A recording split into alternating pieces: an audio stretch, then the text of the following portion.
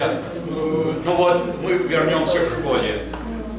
Снова вот начали мы с того, что прочитала стихотворение, рассказала учительница 4-й школы. Я оканчивал 4-ю школу, вы тогда еще не учили. Вот Саша Малышев, Саша, выходи, давай сюда, председатель Союза писателей России. Знаете, поздравляю тебя. Вот ты наш выход. Поздравляю тебя, избрали недавно. Крестный папа. Вот так. Когда-то он меня оттуда привел сюда, отсюда потом отправил Туда. Начальство стало. Сегодня у нас такой день немного грустный, потому что Всей России. Калининграда? Калининградского регионального Вот отделения. Виталий Шевцов, наш друг. Опять в Москву Он уезжает. недавно скончался, вот Сашу Да, избрали. вот сегодня 40 дней мы отмечали это событие, потому что это грустное событие для нашей организации. Он ушел полный сил, планов и всего того, что вынашивал. Но жизнь оборвалась, потому что в жизни все конечно. Вот поэтому такой вот день грустный, но жизнь продолжается, как говорится, и не остановишь. И мы не властны. Я просто не знал, что я скачал домой, взял то, что первое у меня тут написано. Министерство пригласило на Лужнинское сражение,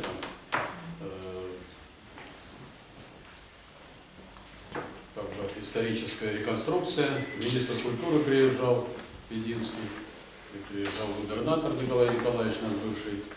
Вот, там поговорили, постояли, но у меня вот пока сидел, смотрел, то у меня совсем другое родилось какое-то вот стихотворение, как бывает, никто не знает, но получилось, что вроде по любви.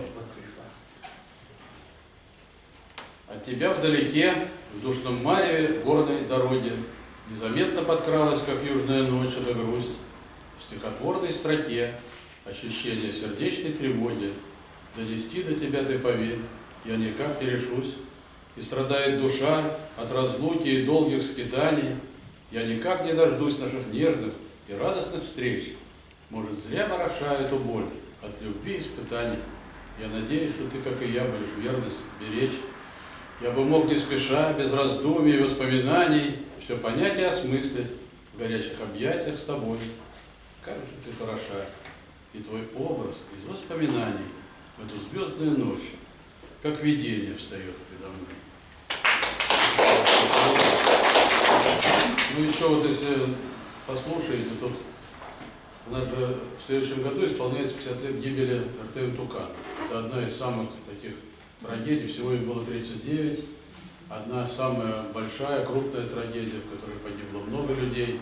И вот в следующем году мы будем отмечать 50-летие. Я был на встрече с новым губернатором, поднимал вопросы о пенсиях рыбаков, о том, что несправедливо все это решено, и что нам обещал Путин, и так и не исполнил.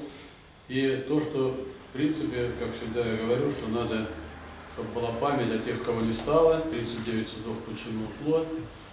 И в Калининграде до сих пор памятник погибшим рыбакам нет. Хотя во всех европейских городах такие памятники есть.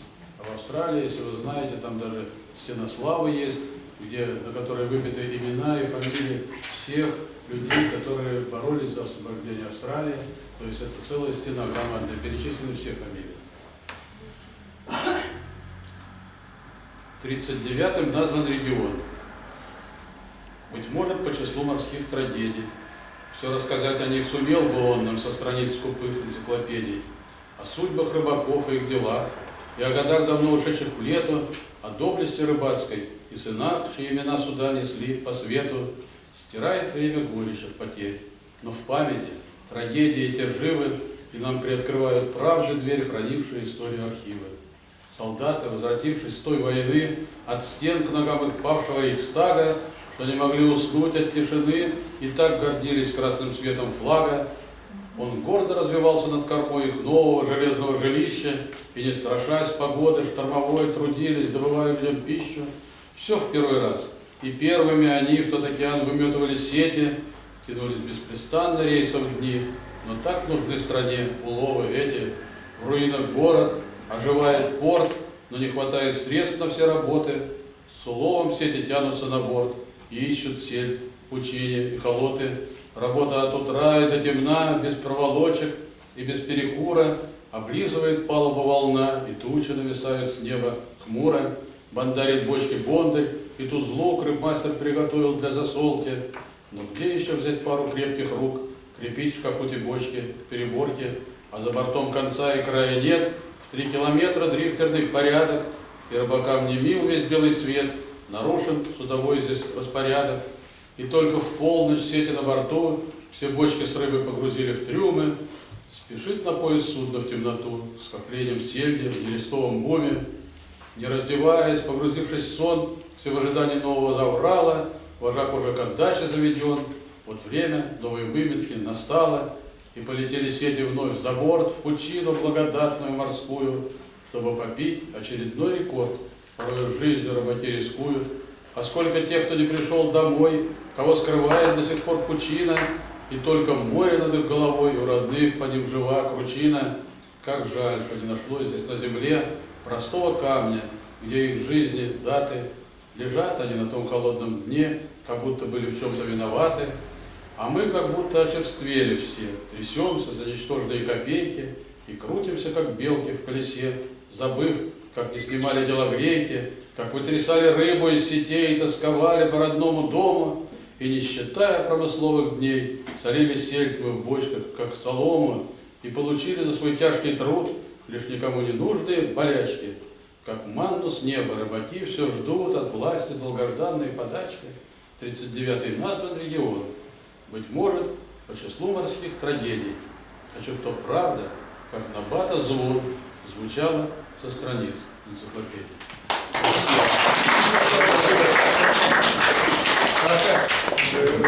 Вы знали, он моряк настоящий, служил в армии, в морском флоте, Черноморском флоте.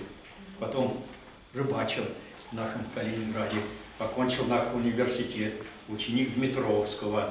Ну вот видите, как стихи пишет, как сказки сочиняет. Вот так, верно, товарищ. Ну, вот ты вот преподаватель, правильно? Вот Ликеев, да. Стихи сочиняете же вы? Вот и сюда идите. Да.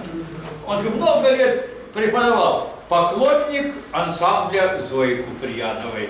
Всегда, когда проходят вот эти встречи, помните, рождественские встречи, которые я веду, какие юбилеи, которые мы проводим, он всегда приходит с букетами цветов, вот вы то, да, и преподносит Саше, девочкам ансамбля. Ну, а сам сочиняет стихи, я это знаю. Ну, Вы недавно у памятника Пушкина читали стихи, да? Я читал это по поручению Розы Никитичны. Роза Никитична. Ага, Роза, так, сюда смотри. Да, вот так. Роза Никитична Хрипова, знаменитость наша. А пусть он немножко расскажет о ней, как она сейчас живет, потому что мы очень давно не видим и не слышим. Ну, я был год назад у нее дома. Он, наверное, скажи что-нибудь, да, Роза Я Никитична. вчера только был у нее дома. О, тихо, он вчера был дома. Дело в том, что Роза Никитична была в больнице на улице Александра Невского, больница скорой медицинской помощи. У нее повреждение было ноги, там вот где шейка бедра, значит, операция была. А ей уже 86 лет, значит. И вот ее на днях, наконец, дочь забрала, и она теперь находится дома у дочери. Вот дочь за ней ухаживает, и она вот в постели лежит, ну, понемногу приподнимается. Я вот вчера к ней приходил, вот, и так она немного поправляется, вот, слава Богу, и просила всем привет передать. Вот и вы передайте, пожалуйста, в следующий раз привет от Дома ветеранов и всех посещающих этот дом. Мы ее помним. Вот, пожалуйста, Очень благодарны ей за ее. разрешу вашу дочь, позвольте ее. Прочитай стихотворение. Стихотворение, да? Да, прочитай. Смотри туда, налево. Да. Налево. Налево, да? Вот так в основном, да. Ну, я-то самое, я одно стихотворение читал здесь. Ну еще. Я только боюсь ошибиться, что я, наверное, это по-моему, стихотворение «Надежда» я читал. Значит. Читайте. Да, хорошо.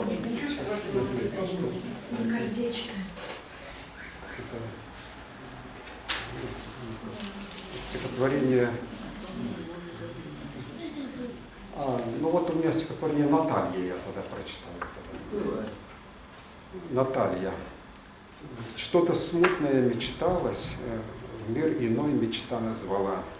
Часто кукла мне встречалась и загадкою была.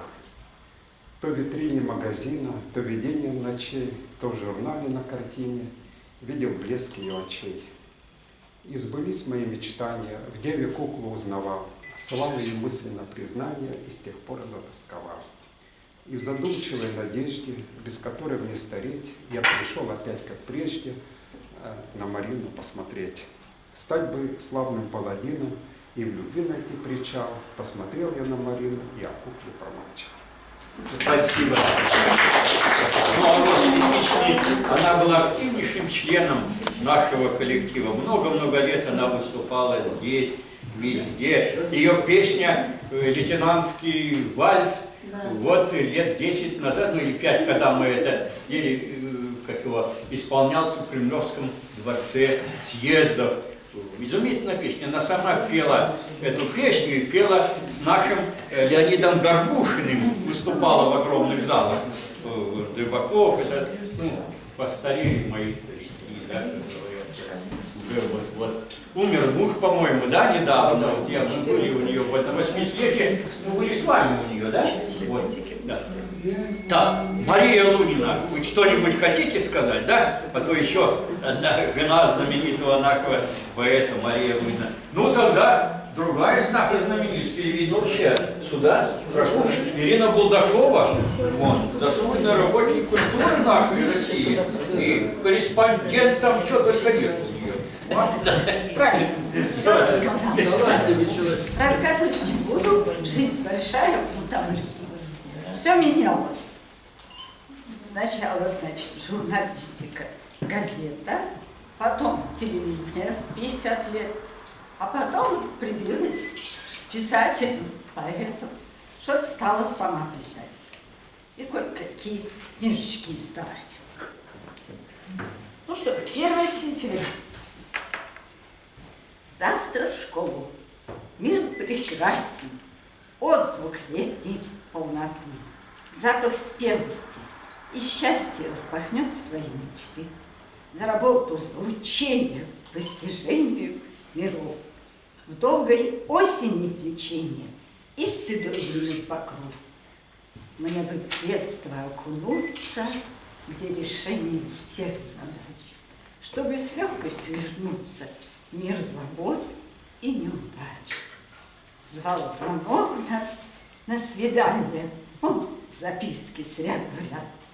Очень жаль, что мироздание не вращается назад.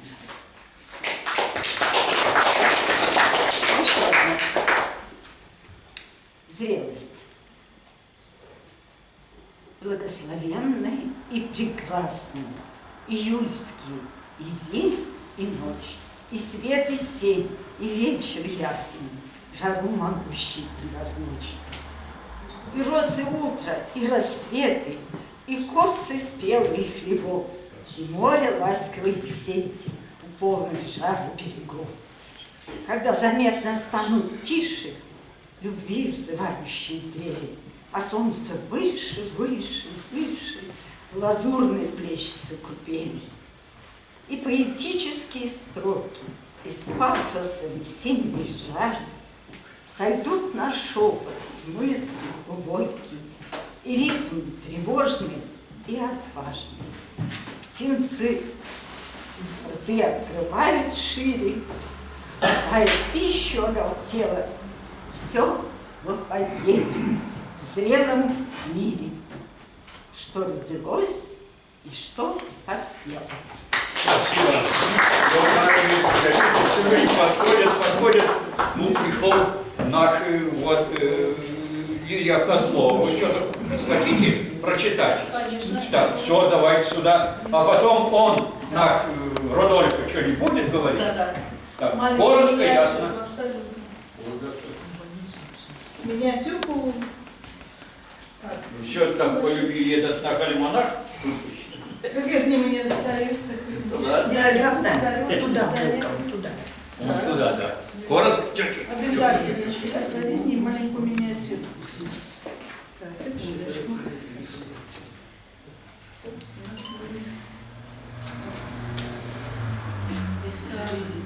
Погода такая замечательная, сразу воспоминания, первый класс.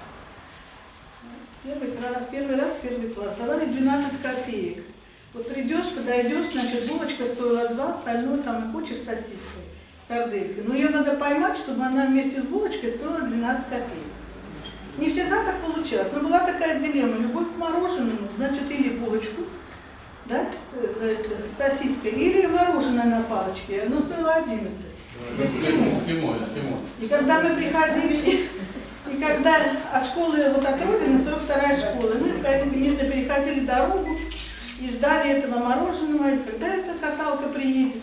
Но когда каталка с мороженым подъезжала, такое глазированное, на палочке мороженое, на что только и хватало, еще копейка про запас, которую мы могли потом положить в чулок, по-настоящему. Брат говорит, давай мой чулок собирать. Ему уже давали больше, потому что он был младше. Вот. И однажды я пришла домой без портфеля. Мне спрашивают, а где твой портфель? Не знаю. Как не знаешь? Не знаю. А где ты его могла оставить? Не знаю. Ну, короче, проходит время, никто мне портфель не купил. Купили дополнительно книжки, я их под мышку и в школу. Однажды приносит мой портфель, я не знаю, почему через дорогу не передали. Он казался моим, книжек оказалось в 2 раза больше. И мне все время мама Сумина попрекала, ой, какая ты растерюха. И теперь я почти ничего не теряю, так была научена. Вот. Ну, вот такой эпизод, была вот такая погода, помню, приняли распионера, столько было радости. Осень, и копали картошку родители, убирали там урожай. И какое-то вдохновение, чувство вот это, оно, видимо, без возраста, вот это, чувство природы.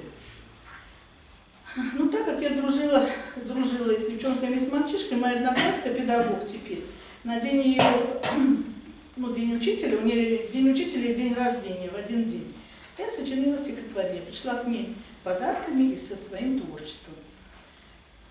С днем рождения, с твоим днем тебя, учитель, поздравляю я. Сколько сил, добра и нервов отдаешь сполна. Не сожалеешь ты, наверное, свой путь выбрала сама.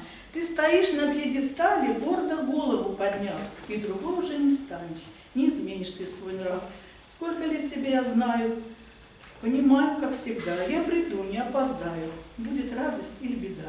И мое одно из первых стихотворений, воспоминания о школе, после уже школы.